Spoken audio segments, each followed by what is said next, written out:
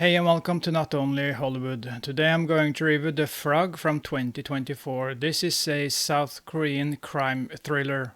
A man who rents out his home gets an unexpected guest, a sexy woman and her child. Oh yeah.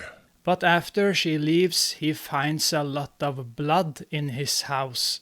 Now he's terrified that if this gets out, his business will be ruined, just like the nearby family who ran a hotel. They had a guest who turned out to be a serial killer. Welcome to South Korea, and after he brutally murdered a woman, their business never recovered. No one would stay there again. But this woman isn't done with him yet. Oh yeah, you sexy woman. 1 year later, she knocks on his door again, oh yeah, flashing that big sexy smile of death, oh yeah. She won't leave him alone until she gets what she wants. The sleepy, creepy pervert guy, oh yeah. The Frog consists of 8 episodes.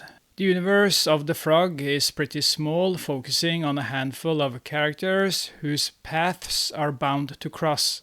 Some people call The Frog a slow burn series, but they clearly don't know what they are talking about.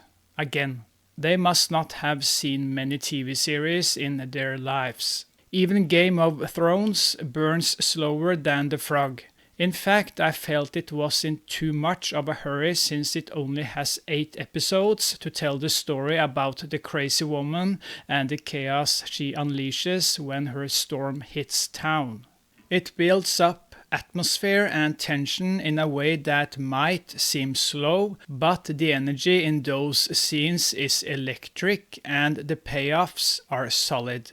The first few episodes introduced the characters, and I was a bit disappointed that one of the most important ones, Lee Young-yoon's cop character, was left out for too long.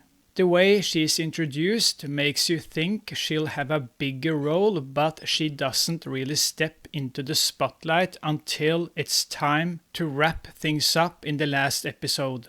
The mysterious woman is hot and menacing, while the reserved man renting out his home tries to stay low-key, haunted by the fate of the nearby hotel owners. But it's tough to mind your own business when you're being harassed by a sexy, rich woman who won't leave you alone. Oh yeah. She loves playing games with him, keeping you guessing about her true agenda. This is a well-acted series with one of my favorite South Korean actors, Kim Yoon-suk, in the lead role. He's a versatile actor, and if you know your stuff, you'll recognize him from The Chaser and The Yellow Sea. I hadn't seen much of Go Min-si before watching The Frog, the actress who plays the seductive guest from hell.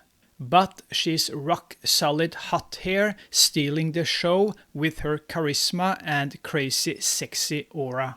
And yes, she's hot because, let's face it, I like them crazy. Oh yeah. I liked The Frog, but it takes a nosedive after about 5 episodes. One episode in particular, focused on revenge, messes up the flow and direction of the series. By the end, it shifts into a full-on revenge story, and of course they couldn't resist throwing in some corruption in the final episode. Welcome to South Korea. I also had issues with how one of the characters' arcs wrapped up. It just wasn't satisfying. But she is. Oh yeah. The Frog is at its best in the first 5 episodes before it loses its mysterious edge and devolves into a typical revenge series. And don't listen to people who say it's a slow burn, it's not.